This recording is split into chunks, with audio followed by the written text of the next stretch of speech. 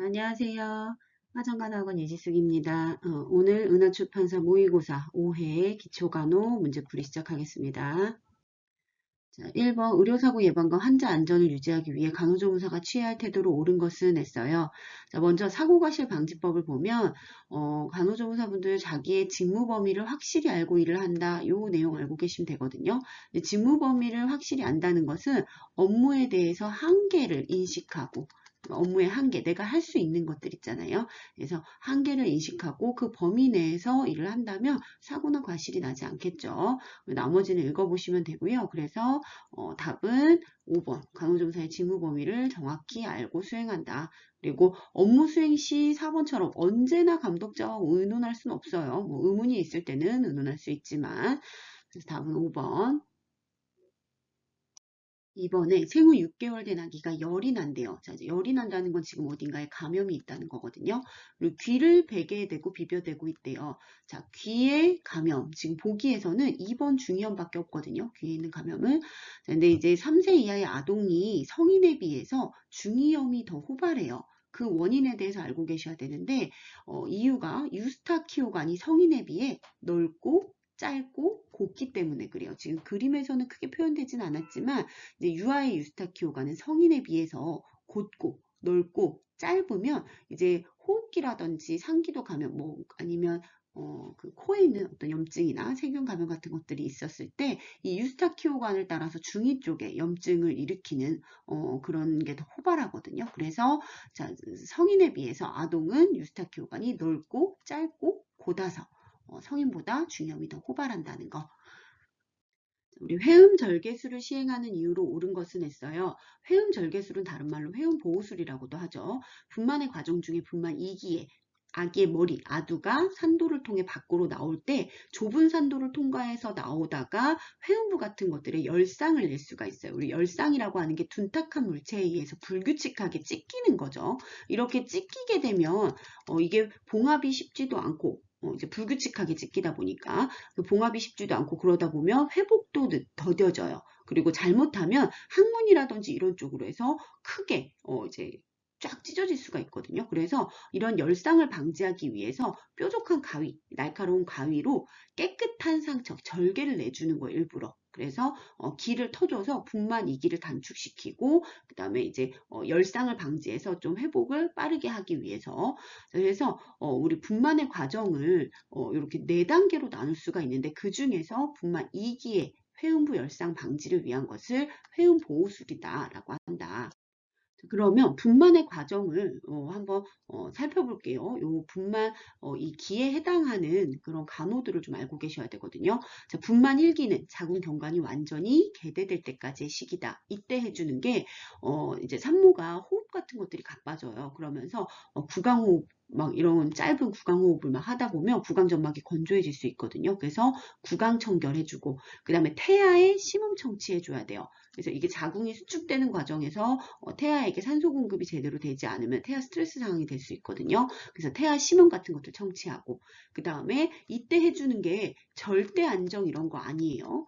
절대 안정이 아니라 보행을 어느 정도 권장해서 태아가 잘 내려올 수 있도록 그래서 진통 촉진을 위해서 적당한 보행을 권장하고 적당한 휴식도 제공하고 그래서 태아 심음 청취하고 보행 권장한다는 거.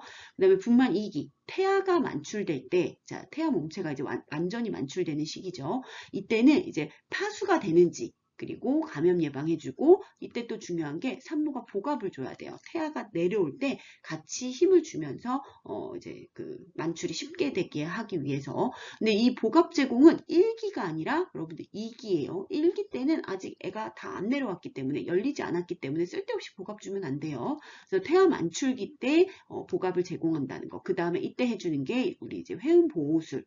그다음에 신생아 입장에서 봤을 때는 신생아가 만출이 되고 나면 첫 24시간 동안은 머리를 낮추어 주죠. 우리가 보통 호흡을 용이하게 하기 위해서는 반자위를 취해 주는데 이때는 호흡이라기보다는 기도 쪽에 있는 양수 같은 것들이 고여 있을 수 있거든요. 그래서 이런 것들의 배출을 위해서 기도 청결을 위해서 머리를 낮춰서 기도 쪽에 있는 이물질을 좀 밖으로 배액해내 주기 위해서 이렇게 머리를 낮추고 옆으로 고개를 돌려 눕혀준다는 거. 그 다음에 제대도 결찰하고 보온, 아프간, 우리 아프간은 이제 뒤에 또 나올 거예요. 그리고 눈간호 같은 것들 한다는 거. 그리고 분만 3기와 4기 때는 이제 태반이 만출되고 회복하는 과정에서 정상적인 자궁 퇴축을 보여서 이제 지혈이 돼줘야 되거든요. 그래서 자궁 출혈 같은 것도 관찰하고 수축 상태 관찰하는 거. 요게 이제 가장 중요하죠. 그래서 자, 분만 1기와 2기의 간호 다르다는 거. 요거 기억해 주세요. 4번에 임신으로 인한 불편감이에요. 그래서 질병이 아니라 이제 불편감, 나타날 수 있는 불편감. 자, 보면 이제 유선이 발달하고 유방의 크기가 커지고 하면서 유방통 같은 거 생길 수 있고요. 그 다음에 증대된 자궁으로 인해서 요통 같은 것들이 생길 수 있겠죠. 그리고 관절 같은 거에도 이제 무게가 하중이 되다 보니까 이제 관절통 같은 것들도 생길 수 있고요. 그 다음에 빈뇨. 자, 여기 보기에서 다뇨라고 나와 있는데 소변의 양이 늘어나는 게 아니라 방광이 눌리면서 이제 빈뇨 같은 것들이 생기게 되는데 우리가 이제 자궁을 해부학적 위치를 옆모습으로 이렇게 봤을 때 자궁이 원래 이게 질이고요. 그 다음에 여기 이제 자궁이죠. 자, 자궁이 이렇게 있으면 자궁 앞쪽으로 해서 뭐가 있죠? 방광이 있어요. 그리고 뒤쪽으로는 뭐가 있죠? 직장이 있어요. 그러다 보니까 임신 중에 커진 자궁이 방광을 누르고 직장을 눌러서 빈뇨와 변비 같은 것들이 발생하게 돼요. 그 다음에 이제 질분비물 같은 것들은 증가하고요. 그 다음에 정맥류 라고 해서 이렇게 커진 자궁으로 인해서 하대정맥 같은 것들이 압박을 받으면 정맥기환이 제대로 되지 않으면서 정맥이 정체가 되는 그런 상태에서 이제 정맥 혈관벽이 약해지고 그러면서 이제 정맥류가 생기는 거죠. 그래서 1번에 전신통이라기보다는 이게 이제 유방이나 아니면 허리 이런 쪽에 이제 좀 그 압력이 가해지는 그런 부위 쪽에 국한돼서 나타나는 통증이 있고요. 그 다음에 다뇨가 아니라 그래서 빈뇨. 그 다음에 3번에 변비죠. 여기 답이네요. 질분비물은 증가할 거고요. 혈전성 정맥염보다는 정맥류가 더 흔해요. 그래서 결국은 이런 것들이 나중에 이제 치료가 되지 않고 그러면 뭐 이제 정맥염으로 이어지겠지만 뭐 혈전이 생긴다는 것은 이제 혈액의 흐름이 느려진다는 거잖아요. 그런다기보다는 커진 자궁에 의해서 이제 하대정맥이 압박을 받으면서 정맥류가 생긴다는 거. 그래서 답은 3번. 임신에 따른 변화를 조금 정리해 봤는데요. 자, 임신 시에 나타날 수 있는 우리 신체 변화들, 자궁 입장에서 봤을 때는 자궁이 커지겠죠. 그리고 자궁의 불규칙적인 수축해서 진진통이 아니라 자궁이 불규칙하게 무통성 자궁 수축을 일으켜요. 이게 이제 우리가 배가 뭉친다 뭐 이렇게 표현을 하기도 하는데 이게 이제 자궁에 이 연습을 하는 거죠. 그래서 무통성 자궁 수축 같은 것들. 그리고 경과는 구델 사인이라고 해서 경관이 부드러워져요. 자, 여기서 말하는 경관이라고 하는 건 요 자궁 경부를 의미하죠. 요 자궁 경부가 나중에 이제 이렇게 이만큼 커지면서 자궁목이 이렇게 거상 올라가게 되거든요. 그러면서 이제 소실이 되는데 이렇게 이제 자궁이 커져야 되기 때문에 경관이 좀 부드러워지면서 소실되는 이런 현상도 나타나고요. 그다음에 점액마개라고 해서 이제 자궁 경부 쪽에 이제 세균 감염 같은 것들을 예방하기 위해서 플러그가 생겨요. 이때 이제 나중에 진통이 시작이 되면 태아가 내려오면서 요게 이제 그 밖으로 흘러나오는 요걸 가지고 이제 배출이 되는 것을 이슬이라고 하죠. 그다음에 난소에서는 배란을 중단할 거고요. 질에서는 혈관의 증가와 혈액의 충혈로 인해서 질 색깔이 자주빛으로 바뀌는 그런 체득 사인 같은 것들도 나타나고요. 그 다음에 이제 질분비물 같은 것들은 막 늘어나겠죠. 그리고 유방은 커지고 유두색도 짙어지고 몽고메리 결절 같은 것들이 발달을 해요. 그래서 여기서 이제 유두 보호를 위한 어떤 기름 성분의 윤활유 같은 것들을 분비하게 되고요. 자, 우리 심혈관계 쪽에서는 심박출량이 30% 정도 증가하게 돼요. 그리고 혈액량도 1500ml 정도 한 30% 정도 증가하고 자, 그래서 심박출량과 혈액량이 모두 30% 정도 증가한다. 그 다음에 이렇게 증가된 혈장량에 비해서 적혈구 세포는 크게 증가되는 양이 없어서 상대적으로 희석돼 보이는 그런 생리적인 빈혈, 병리적인 빈혈이 아니라 상대적으로 희석돼서 생기는 그런 생리적 빈혈이 나타나게 되고요. 그 다음에 HCG 호르몬에 의해서 이제 오심구토, 연동운동 같은 것들 막 감소하고 변비 일어나고요. 그 다음에 이제 식도 하부 관략근 같은 우리 이제 그 분문부라고 하죠. 식도와 위 사이에 이거 위에요. 위 사이에 여기 이제 분문부 쪽에 관략근이 약해지면서 이제 위산이라든지 음식물 같은 것들이 역류하면서 가슴앓이도 일어나게 되고요. 그 다음에 이제 비뇨기계 쪽에서는 빈뇨 같은 것들 생기고 피부 두꺼워지고 피하지방 증가하고 그 다음에 배꼽 아래쪽으로 해서 이렇게 검은색 흑선이라고 해서 착색되는 선도 발생하고 증대된 유방이라든지 복부 쪽에 이제 그 조직이 팽창하면서 섬유질 파열로 인해서 임신선 이렇게 살 트는 거죠. 임신선 같은 것들도 나타나고. 자, 그래서 임신에 따른 일반적인 변화 요거 알고 계셔주세요. 5번에 유방 우려를 보이는 수유부의 불편감, 우리 수유부에게 나타날 수 있는 유방 문제 두 가지가 있어요. 하나는 우렬과 하나는 균열. 자, 우렬은 뭐예요? 모유가 생성은 되지만 충분히 비워지지 않아서 고이는 거죠. 그래서 이때는 우렬 시에는 이제 이렇게 고이지 않게 자주 모유 수유를 격려해 주는 게 중요하죠. 자, 근데 유두가 이번에는 균열이 됐대요. 약한 그 유두를 아이가 이렇게 빠는 행위를 통해서 이게 이제 찢어지거나 나중에 피도 나고 세균 감염 같은 것들도 일어날 수 있거든요. 이런 유두 균열이 나타났을 때는 우렬 시에는 모유 수유를 자주 하도록 권장하지만 균열 시에는 그 상처 치유를 위해서 24시간에서 48시간 동안은 직접 수유를 금하는 거예요. 직접 수유라고 하는 게 아이가 이제 직접 젖을 물고 빠는 거죠. 그래서 이렇게 직접 수유를 금지하고 유축기로 젖을 짜내서 젖분비가 중단되지 않게 해줘야 되고요. 아이가 젖을 직접 빨진 않지만 이렇게 짜낸 우유를 갖다가 간접 수유 해줘야겠죠. 그래야지 또 아기가 먹고 자라잖아요. 그렇죠? 그래서 직접적으로 아이가 젖을 무는 그런 직접 수유를 24에서 48시간 동안은 금해라. 자, 그래서 우렬 시에는 자주 모유 수유를 하고 균열 시에는 한 하루 이틀 정도는 수유를 금하고 간접 수유해라. 그 다음에 우렬이 나타났을 때 먼저 손으로 유륜을 짜주든가 유축기로 약간 짜주고 아기에게 빨리면 젖이 더 잘 나와요. 그래서 잘 비워질 수가 있겠죠. 그리고 3에서 4분 정도씩 유방에 찬물 찜질로 더운 물 찜질을 하게 되면 유주 분비가 촉진이 돼서 또 아이가 빨았을 때 또 더 잘 나올 수 있거든요. 수유 전에는 깨끗한 수건으로 닦되 비누 같은 것들로 닦게 되면 이제 유두 부위가 건조해지고 그러면 결국 이제 또 유두균열이 생기게 되겠죠. 그래서 자 1번에 유두균열을 예방하기 위해 부드러운 수건으로 유륜을 단련시킨다. 자 요거는 이제 유두균열에 대한 상황이고요. 게다가 유륜을 단련시키는 것은 이제 산 전에 하는 간호죠. 자 그 다음에 2번에 수유 전에는 시원한 냉스포뿐만 아니라 냉스포 후 온스포를 적용해서 이게 순환 같은 것들을 증대시키고 사출이 잘 될 수 있도록 해야죠. 자, 붕대로 가슴을 감고 만지지 않는다. 이런 것도 아니죠. 자, 아이에게 그래서 젖을 자주 물려서 빨게 한다는 거. 그래서 답은 4번. 자, 6번 주의 의무 태만에 관한 내용으로 옳은 것은 자, 주의 의무 태만에서 주의 의무라고 하는 것은 타인에게 위해한 결과가 발생하지 않도록 여러분들이 정신을 집중해야 될 의무를 말하는 거거든요. 근데 이때 이런 의무를 태만히 했을 때 이것을 주의 의무 태만이라고 해요. 즉 업무 능력이 있는 여러분 같은 간호조무사분들이 주의해야 할 의무를 다하지 않아서 환자에게 손해를 입히게 되는 거. 그래서 간호조무사의 업무상 과실은 대부분은 이제 주의 의무 태만에서 나오는 건데, 자, 먼저 1번에 그러면 중환자에게 필요한 모든 간호법을 적절히 실시했대요. 적절히 했으니까 이거는 의무를 다한 거네요. 의사의 식이 처방에 따라 환자의 식이를 배식했대요. 처방에 따른 배식은 이거는 뭐 주의 의무를 태만히 했다고 볼 수 없죠. 그리고 정맥주사 준비 중에 정맥주사병에 이물질이 발견됐대요. 이물질이 발견되었는데도 불구하고 환자에게 퇴학을 했다면 그건 문제가 되지만 이물질이 발견되었으면 폐기 처분을 하든 하면 되겠죠. 자, 그 다음에 핫팩을 대어주는 환자의 팔이 화상을 입게 되었다. 자, 핫팩을 대어준다는 것은 우리가 주의를 깊이 해서 화상을 입지 않게 해야 되는 의무가 있거든요. 그렇죠? 그래서 핫팩 같은 거 뜨거운 거 대주면 당연히 이제 그런 화상의 위험 있잖아요. 그래서 환자의 팔이 화상을 입게 되었으면 이 경우에는 이제 주의 의무 태만에 해당이 되네요. 자, 그 다음에 간호조무사가 잠깐 자리를 비운 사이에 환자가 자살을 시도하는 것까지 이걸 의무를 태만히 했다고 볼 수는 없어요.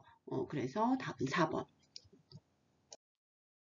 우리 대소변 가리기에 대한 내용인데요. 대소변 훈련과 관련된 사항으로 옳은 것은 했어요. 먼저 대소변 가리기 훈련은 우리 유아기 때 실시하죠.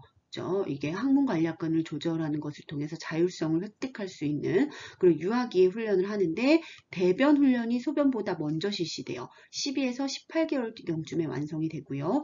그 다음에 소변은 16에서 18개월경에 시작해서 24개월에 완성이 된다. 밤에 소변 가리기는 3, 4세쯤에 가능하고요. 야뇨증이 생기는 경우는 보통 이제 신체적인 문제라기보다는 어떤 낮 동안의 심리적인 문제나 불안 뭐 이런 것들이 있을 때 야뇨증이 발생하죠. 그래서 훈련 과정에서는 좀 엄격하게 하지 않고 너그럽게 훈련해야 되는 이유가 이런 대소변 가리기를 통해서 아동의 성격 형성에 영향을 미치기 때문에 그래요. 자, 그래서 답은 4번 훈련 과정은 아동의 성격 형성에 영향을 미친다. 8번에 학생이 운동장에서 달리기를 하던 중에 갑자기 코피가 났대요. 자, 비출혈 시의 응급처치를 보면 먼저 머리를 뒤로 젖히는 게 아니라 앞으로 숙여야죠. 그리고 반자위, 앉은 자세를 취하게 되고요. 그 다음에 구강호흡, 코에서 피가 나니까 구강으로 호흡을 하게 하고 그 다음에 비각계 쪽을 압박지혈하게 되는데 5분 정도 압박지혈하는 거죠. 그리고 목으로 넘어온 피는 삼키는 게 아니라 오신구토를 유발할 수 있기 때문에 뱉어내고요. 그 다음에 아비바나 목덜미 쪽에 얼음찜질을 통해서 국소적으로 혈관 수축을 시켜서 지혈을 보이는 효과를 기대하는 거죠. 그 다음에 30분 정도 경과해도 출혈이 계속되면 병원으로 이동한다. 자, 그래서 머리를 뒤로 젖히는 거 아니죠. 2번에 콧등과 목 뒤에 얼음찜질을 해준다가 답이죠. 9번 두 종류 또는 두 가지 이상의 약물을 동시에 투여했는데 각 약물의 산술적인 합 이상의 효과가 나타났대요. 자, 약물의 병용 효과를 살펴보면 상가작용, 상승작용, 기량작용 이 세 가지를 좀 구분하셔야 돼요. 자, 먼저 상가작용은 두 가지 약물을 병행했더니 두 가지 약물을 합한 것만큼의 효과가 나타났대요. 그래서 하나와 하나를 더했더니 두 가지가 그냥 나타난 거죠. 그 다음에 상승작용이라고 하는 건 두 가지 약물을 병용을 했더니 그 합보다 더 큰 효과가 나타나는 거예요. 그래서 한 가지의 약물과 한 가지의 약물을 썼더니 세 가지의 효과가 나타났다. 상승작용이고요. 기량작용인 경우는 두 가지의 약물을 썼더니 어떤 하나의 약물의 효과가 떨어지거나 그 합보다 이제 낮게 나오는 그래서 상쇄되는 이런 것들을 기량작용이라고 하죠. 그래서 문제는 합 이상의 효과가 나타났으니까 1 더하기 1은 3이 되는 상승 효과를 보이고 있네요. 답은 2번. 10번에 중이염으로 인한 통증이 있을 때 이를 완화시키는 방법이에요. 중이염이 또 나왔네요. 중이염 시에는 머리를 약간 올려주고 아픈 쪽에 압력이 가해지지 않도록 압력이 가하면 더 아프잖아요. 그래서 통증 완화를 위해서 아프지 않은 귀 쪽으로 눕혀주는데 자, 만약에 삼출성 중이염 시 뭔가 이렇게 배액물 같은 것들이 있는 삼출물이 있는 그런 중이염 시에는 삼출물이 밖으로 나와야 줘야 되잖아요. 그래서 삼출물 배출을 위해서 아픈 쪽 귀를 귀 쪽을 아래로 해서 아픈 귀 쪽으로 눕는 게 이제 더 도움이 돼요. 그래서 삼출물이 없다면 아프지 않은 귀 쪽으로 눕혀주고요. 만약에 삼출물이 있다면 아픈 귀 쪽으로 눕혀라. 자, 그래서 여기서 완화시키는 방법 했어요. 일단 삼출물이 있다는 얘기는 없으니까 1번에 머리를 상승시키고 안 아픈 귀 쪽으로 눕도록 해라. 그리고 생리식염수 같은 것들로 함부로 이강까지 이렇게 닦으시면 안 되죠. 청력검사, 뭐 항히스타민제, 기침 이런 것들은 통증 완화와 관련이 전혀 없는 것들이에요. 그래서 답은 1번. 11번 질식분만 2시간 후에 산모의 얼굴이 창백하고 자궁이 물렁거리며 과다한 질출혈로 침상을 적시었대요. 자, 이거 지금 자궁 퇴축부전으로 인한 산후출혈을 의미하는 거거든요. 자, 산후출혈은 모성 사망의 중요 원인 중에 하나예요. 산후출혈과 산후 감염 같은 것들이 있는데 이게 이제 자궁이 원래 위치대로 돌아오면서 퇴축을 하면서 태반 부착 부위에 지혈이 이루어져야 되는데 그러지 못한 거죠. 그래서 이때는 출혈량을 기록하고 활력징후를 측정하고 오로의 색, 양, 냄새 같은 것들을 관찰하고 자궁저부 얼음 주머니를 적용한다든지 아니면 자궁저부 마사지 같은 것들을 통해서 빨리 제자리로 이제 퇴축을 시켜야 되는데 이때 산후출혈이 일어났을 때 가장 먼저 이 중에서도 이제 가장 먼저 해줘야 되는 것은 하지를 올려주고 그래서 정맥기환을 시켜서 빨리 순환을 회복시켜야죠. 그래서 하지를 올려주는 이런 트렌델렌버그 체위가 가장 먼저 취해야 할 처치 중에 하나예요. 그 다음에 이제 간호사 의사에게 보고하고 나머지 간호들을 한다는 거. 그래서 자 1번에 활력증으로 측정하고 침상을 갈아준다. 요것도 맞는 말이긴 해요. 자, 구강으로 물을 충분하게 먹인다. 지금 출혈과 관련돼서 어떤 쇼크 같은 것들이 있을 수도 있기 때문에 요거는 해당되지 않고요. 자궁 수축제를 준비하고 자궁을 마사지한다. 요것도 맞는 말이기는 하죠. 근데 가장 우선적인 행위를 찾는 거니까 하지를 올려주고 보고하는 게 일단 제일 먼저 해야 되는 처치인 거죠. 그래서 답은 4번. 12번 약물 투여 시 일반적인 주의점했어요. 자, 1번에 항생제 투약 시간이 되었는데 환자가 수면 중인 경우 투약을 임시 보류한다. 자, 항생제 같은 경우는 혈중 농도를 일정하게 유지하기 위해서 정해진 시간, 일정한 시간과 간격으로 복용을 해야 되는데 이렇게 임시 보류하고 이러시면 안 돼요. 자, 2번에 항생제는 첫 번째 주사 전에 우리 피내 주사를 통해서 피부 반응 테스트를 하게 되죠. 그래서 피내 주사를 통해 우리가 그 수포를 만들어 놓고 경결의 크기를 보는 건데 이거에 대한 이제 결과 확인 시간은 15분에서 20분 후에 확인하게 되죠. 그래서 2번이 맞는 말이네요. 3번에 환자에게 약물을 건네주는 환자가 원하는 때 이런 거 아니죠. 원래 약물은 직접 투약한 후에 환자의 반응 관찰까지가 이제 원래 하셔야 되는 일이에요. 그다음에 데메롤 같은 경우에는 중추신경계를 억압하는 약물로 호흡수가 감소되겠죠. 항정신성 의약품이죠. 그래서 호흡수를 확인하는 건 맞지만 호흡수가 감소된다는 거. 자, 5번에 마약 투약 시 마약은 법률의 규제를 받는 약품이기 때문에 남는 것은 버리시면 안 되고요. 약재과나 이런 데 반납하셔야 돼요. 자, 그래서 답은 2번.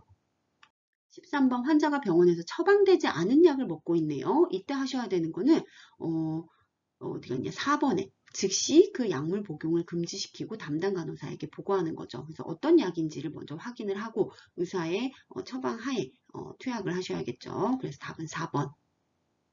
자, 약의 작용에 영향을 미치는 요소끼리 묶인 것은 했어요. 자, 약물 작용에 영향을 주는 요소는 먼저 체중, 그리고 연령. 그래서 약물의 그 용량을 결정을 할 때 보통 체중을 이제 확인을 하거든요. 그래서 여기에서 아셔야 되는 것은 심장, 그러니까 키는 관련이 없어요. 그렇죠? 그리고 성별, 여자는 남자보다 같은 루트에 같은 약물을 투여할 때 용량을 조금 더 줄여야 돼요. 그 다음에 약물의 투여 시기, 경로, 그래서 식전이냐 식후냐에 따라서도, 그리고 투여 경로가 경구냐 비경구냐에 따라서도 투여량이 이제 달라지게 되고요. 그 다음에 환자의 유전적인 요인이라든지 아니면 이제 이런 특이 체질 같은 것도 확인해 봐야 되고요. 그 다음에 약물에 대한 환자의 대상자가 느낀 어떤 심리적인 요인 같은 것들도 영향을 미쳐요. 자, 그러면 이 중에서 신장만 빼더라도 답은 1번, 연령, 체중, 용량, 투약 경로 이렇게 나오네요. 답은 1번. 자, 매독이에요. 15번. 자, 매독은 원인이 매독균에 의한 거죠. 법정 감염병 4급에 해당이 돼요. 자, 여기에서 전파 경로는 성접촉 혹은 혈액을 매개로도 하고요. 그 다음에 태반을 통한 수직 감염, 태아 감염이 일어날 수 있어요. 그래서 이때 태아 감염은 임신 후반기 때부터 태반을 통해 전달이 되기 때문에 16에서 20주 이내에 조기 발견해서 조기 치료하는 게 중요하죠. 그래서 페니실린 치료를 통해서 임신 후반기로 가기 전에 20주 이내에 치료하라는 거.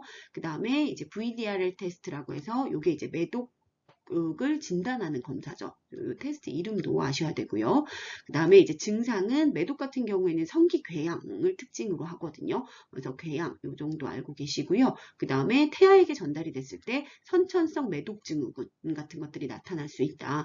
그래서 일단 인부에게 매독균이 발견됐을 때 간호조무사가 가장 우선적으로 해줘야 되는 거, 물론 이제 접촉자 색출 이런 것들도 그렇지만 이미 발견이 됐잖아요. 그래서 얘는 아니고요. 신속한 치료와 격리시킬 필요 없어요. 그리고 페니실린 주사, 뭐 페니실린 주사를 투약을 할 수도 있지만 처방에 따라 투약할 수도 있지만 일단 가장 우선적으로 해야 되는 것은 먼저 조기 치료를 위해서 간호사에게 보고한 후에 그 다음에 이제 처방에 따른 투약이 이루어져야죠. 답은 5번. 16번 병원 간염 환자의 감염 예방을 위한 설명이에요.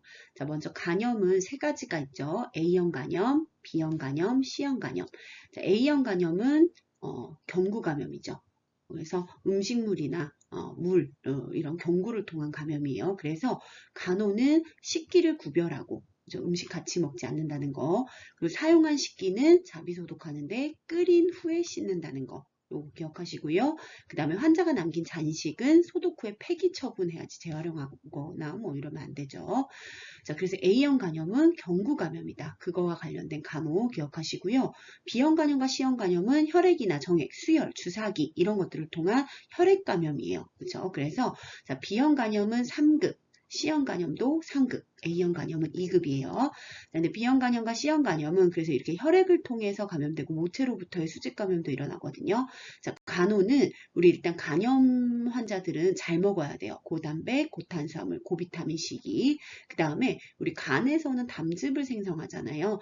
지방 같은 것들이 다량으로 들어가게 되면 또 담즙 형성을 위해서 간이 또 피곤해요. 그렇죠? 그래서 간의 휴식을 위해서 지방 제한을 하고요. 그 다음에 주사기 취급 시 주의한다는 거. 그래서 주사바늘 찔림 사고 자상에 주의해야죠. 자, 그래서 B형 간염 환자의 혈액 및 체액을 통한 감염 예방을 위한 거. 자, 1번 환자 접촉하기 전후로 손을 씻는 거죠. 2번 수혈 시에 B형 간염, C형 간염 같은 것도 주의해야 되고요. 정액이나 질분비물에 노출되면 감염될 수도 있어요. 그리고 환자의 혈액이 묻은 주사바늘은 뚜껑 닫으시면 안 되고요. 뚜껑 닫지 않은 채로 손상성 폐기물 통에 분리해서 버리셔야죠. 그리고 5번에 병원 근무자들은 주사기의 바늘에 찔리지 않도록 주의한다. 답은 5번. 17번 임신중독증 산정관리 사항이에요. 자, 임신중독증은 시험에 진짜 많이 나오거든요. 그래서 임신중독증의 3대 증상과 중독증 검사 요거 아셔야 되는데 자, 먼저 임신성 고혈압이라고 하는 건 임신 중에 새로이 고혈압이 발생한 것을 임신성 고혈압이라고 하고요.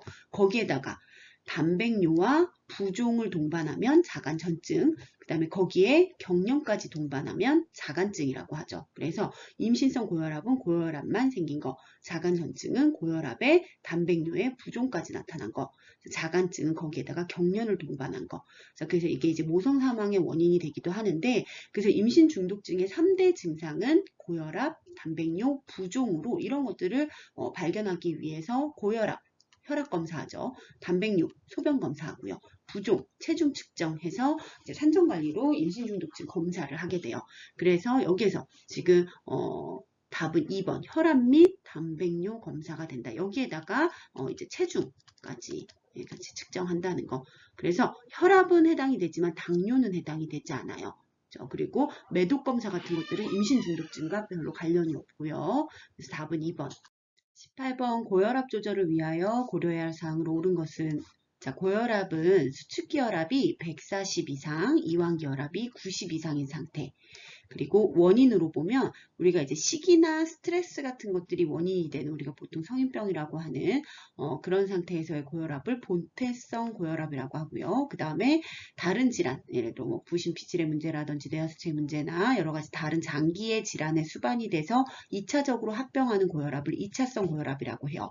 자, 고혈압 환자의 치료나 간호의 중심은 이제 약물보다는 가장 먼저 이제 스트레스 조절하고 체중 감소하고 식이, 금연, 금주 이런 것들을 통해서 먼저 조절을 하게 되죠. 그래서 금연, 금주, 저염, 저지방 식이 그 다음에 칼륨 섭취를 통해서 나트륨을 밀어내주는 역할을 하죠. 그래서 칼륨 권장식이 그 다음에 체중 감소, 스트레스, 정신적 과로의 완화, 규칙적 운동 이런 것들이 해당이 되네요. 그러면 자, 여기에서 냉온요법, 수술요법 뭐 이런 것들 아니죠. 그리고 나트륨 식이를 하면 안 되고요. 그래서 답은 1번 체중 조절과 저염, 저지방 같은 식이요법을 하게 된다. 19번 노인 환자의 피부 간호했어요. 자, 목욕은 일주일에 한 번씩 너무 건조해지지 않도록 자주 하지 않게 일주일에 한 번 정도로 권장을 하고요. 그리고 가벼운 마찰로 혈행의 자극과 욕창을 예방하고 손톱은 둥글게, 발톱은 일자로 그 다음에 목욕 후에는 크림 같은 것들을 사용해서 건조하지 않게 하고 특히 이제 알코올 같은 것들은 수분을 기화시키면서 피부를 건조하게 해요. 그래서 사용하지 않는다는 거. 그리고 만약에 비누를 사용할 경우에는 중성 비누를 사용해라. 자, 그래서 답은 4번이 되겠죠. 건조할 때는 크림, 로션, 수분제 등을 사용하게 된다. 20번. 자, 혈당을 증가시키는 호르몬에 대한 설명인데, 자, 먼저 호르몬 파트는 사실 외울 게 좀 많죠. 근데, 외울 거에 비해서 좀 이제 이해하기도 어렵고, 외워지지도 않고, 그렇다고 또 포기하자니 찝찝하고, 그래서 몇 가지 우리 질환과 관련돼서 몇 가지들은 좀 알고 계시는 게 좋아요. 자, 뇌하수체 전엽에서는 우리 성장 호르몬이라든지 아니면 이하 내분비계를 자극하는 호르몬들, 갑상선 자극, 부신피질 자극, 난포 자극, 뭐 이런 이하 그 내분비계들을 관장하는 그런 호르몬들이 나오죠.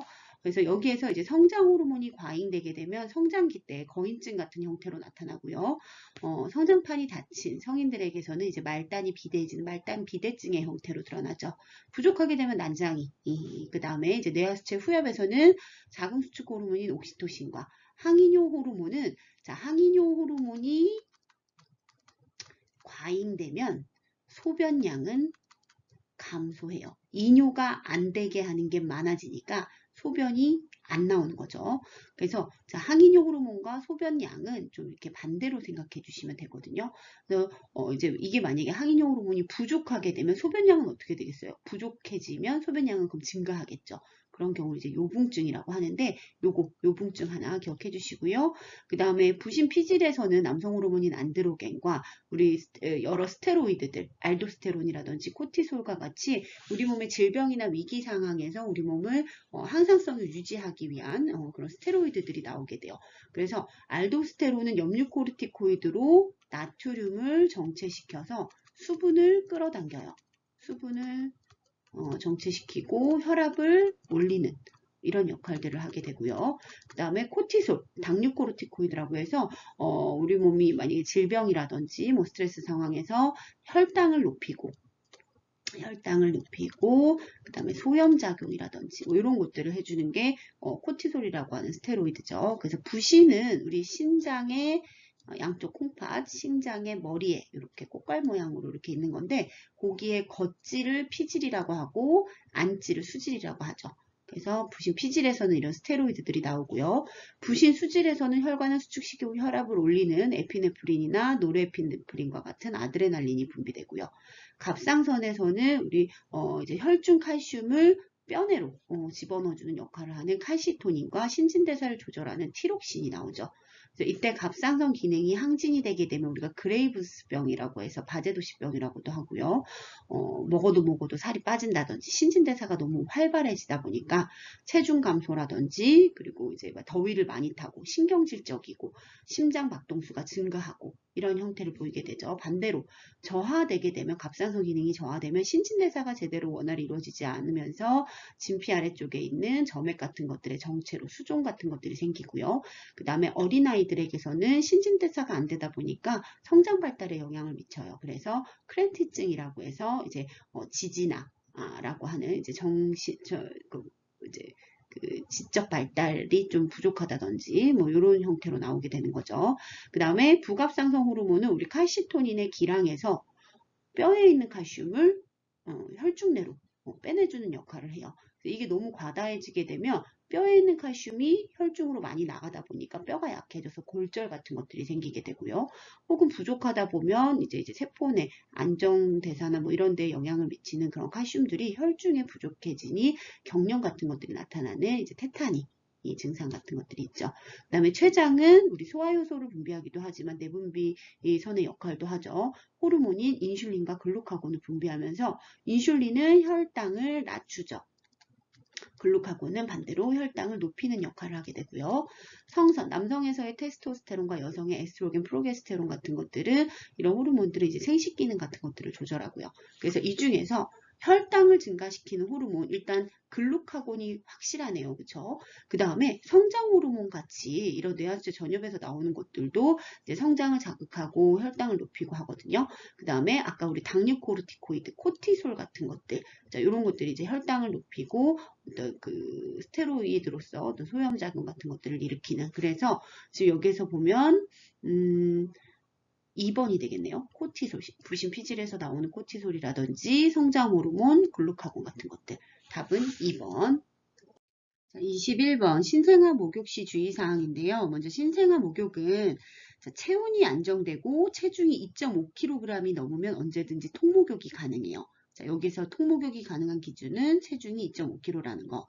자, 그렇지만 이제 조산화라든지 미숙아 같은 경우에는 통목욕을 실시하지 않고요. 오일 목욕이나 스펀지 목욕 같이 이제 가제 수건을 적셔서 이렇게 닦여주는 그런 목욕을 하게 되겠죠. 그리고 매일 같은 시간에 목욕하고 수유 전에 목욕시킨다는 거.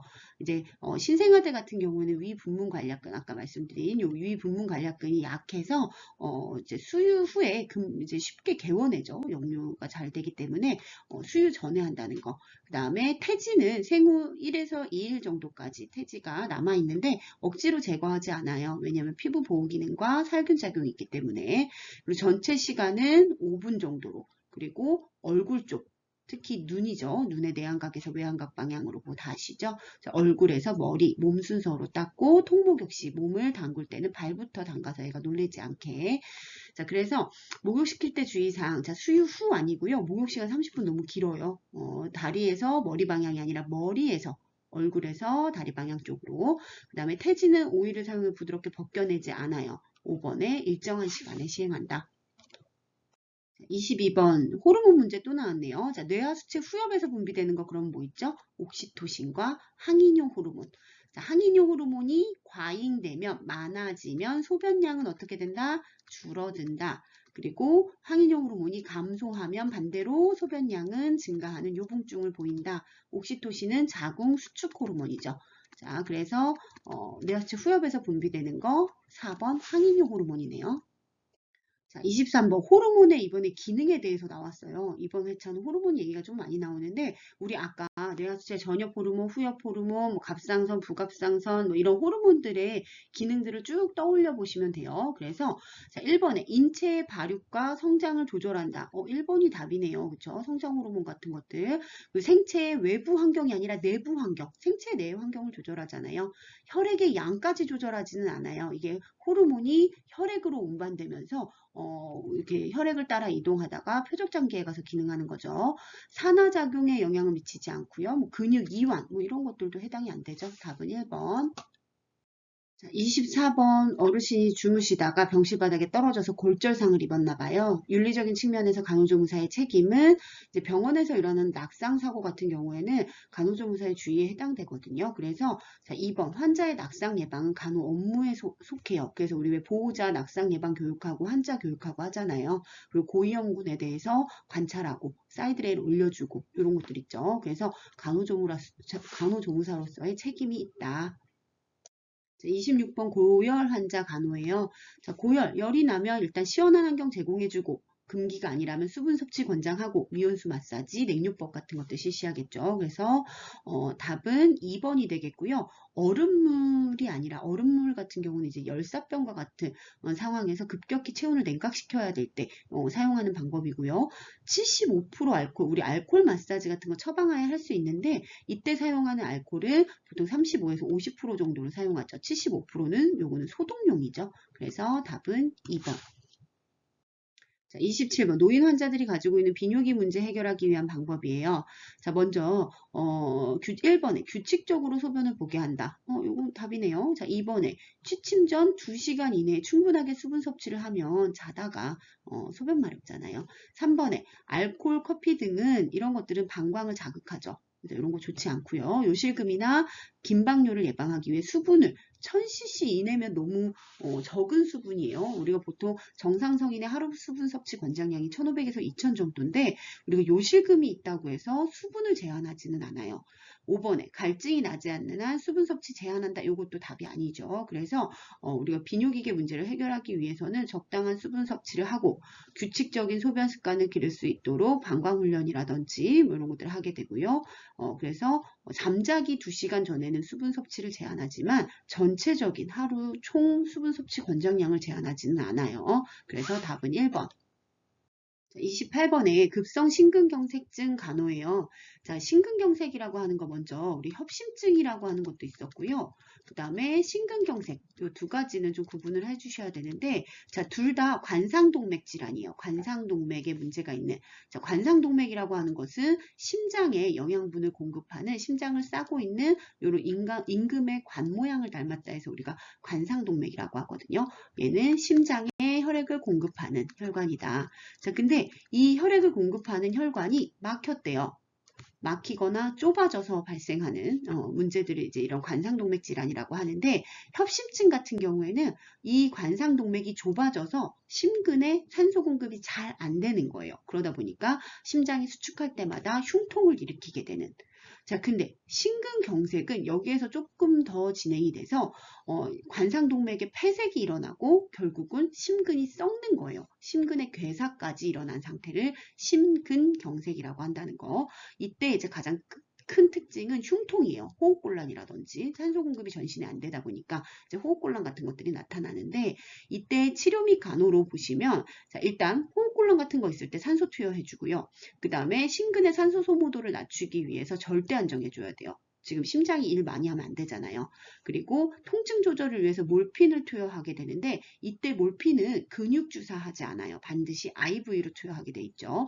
왜냐하면 이제 근육 주사를 놓는 과정에서 근육이 파괴되고 거기에서 유리돼서 나온 어떤 그런 심근 효소, 그 근육 효소 같은 것들이 혈중으로 가게 되면 심근이 파괴돼서 나오는 효소인지 아니면 근육 주사를 통해서 유리된 효소인지 구분이 안 돼서 심근경색 진단에 혼동을 줄 수 있어요. 그래서 심근경색 환자들은 근육 주사가 아니라 정맥 주사를 투여하게 되고요. 그 다음에 활력 증상이라든지 EKG 모니터링 같은 것들 하게 되고요. 변 완화제, 이제 변비가 있는 그런 심근경색 환자인 경우에는 복압을 높이다가 심장에 무리가 가게 되고 결국은 이제 막 쇼크 같은 것들로 이어질 수 있기 때문에, 변비가 있는 심근경색증 환자라면 변환화제 같은 거 투여할 수도 있어요. 그 다음에 이제 관상동맥 측노술이라든지 뭐 우회술 같은 외과적인 수술이 이루어지게 되겠죠.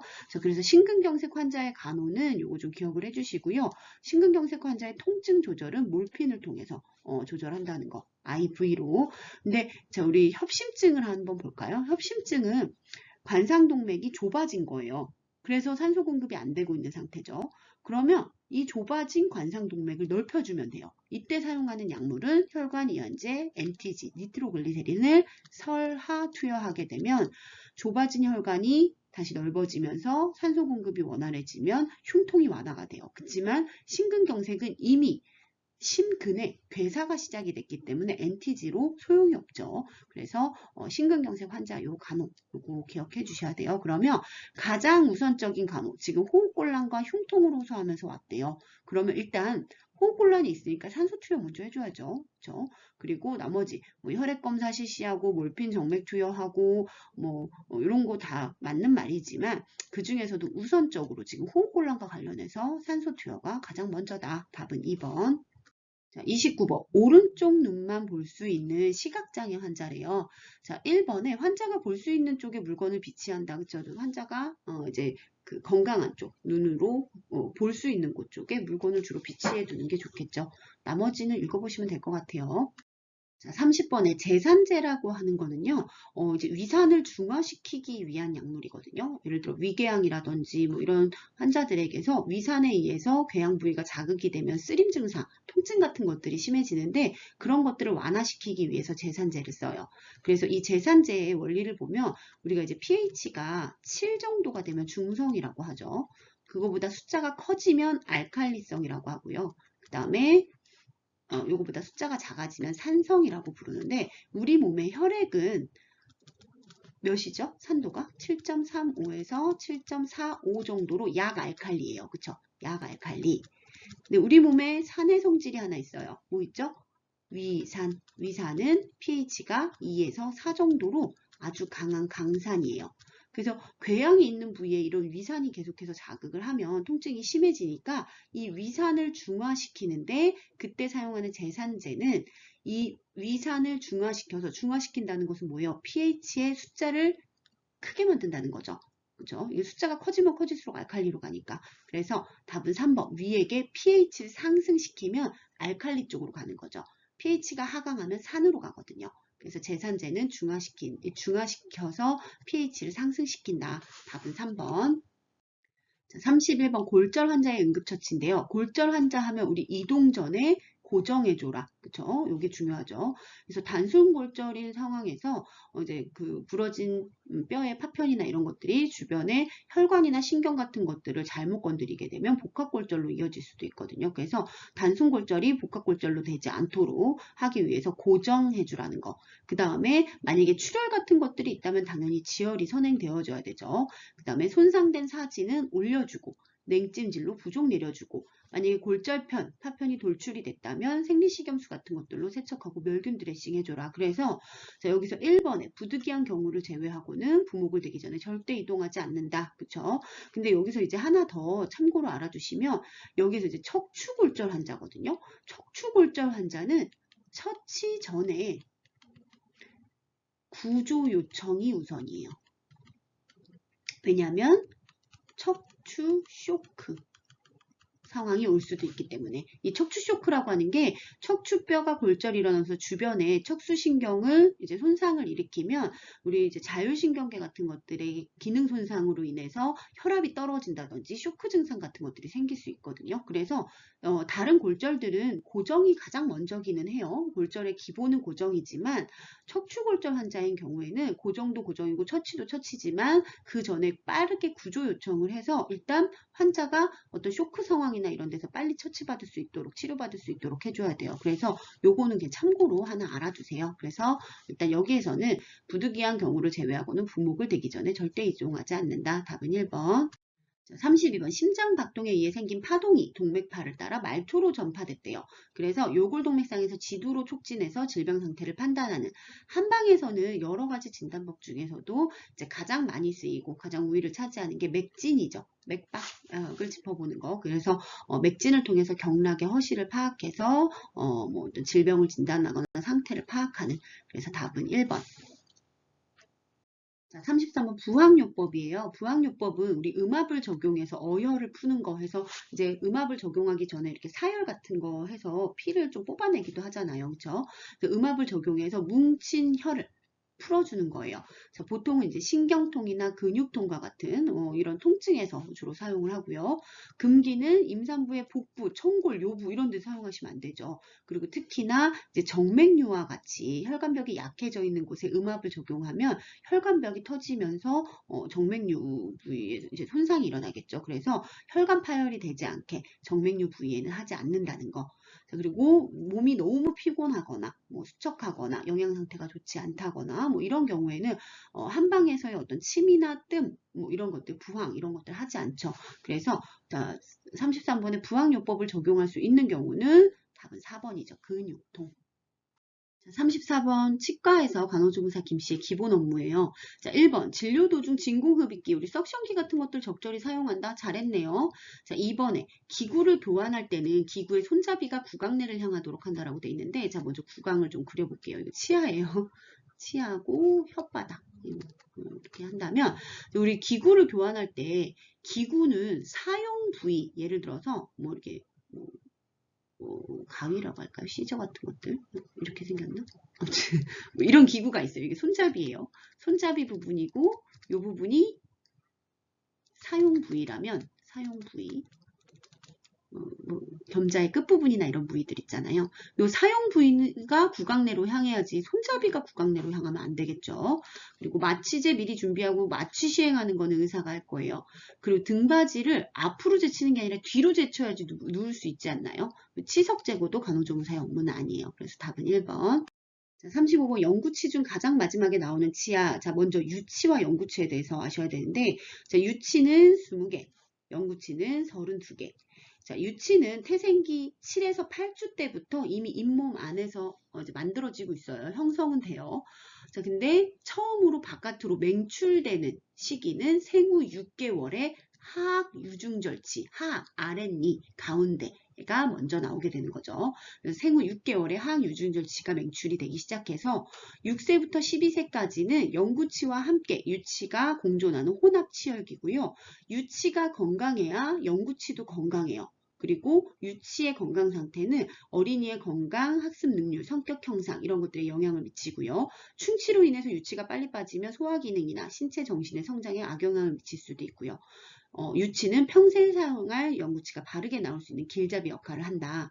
자, 그 다음에 영구치는 32개인데요. 이 32개 중에 만 6세에, 자, 아까 유치는 6개월이죠. 자, 영구치는 6세에 하 제1대구치가 나온대요. 자, 대구치가 어디냐면요. 어금니예요. 그쵸? 어금니 중에서도 1대구치, 2대구치, 3대구치가 있는데 1대구치, 뒤에 있는 어금니가 가장 먼저 나온다는 거. 그래서 만 6세 때 하항 1대구치가 먼저 나와요. 그리고 이렇게 일찍 나온 1대구치는 유치랑 혼동이 될 수가 있어요. 그래서 충치에 걸리기 쉽고요.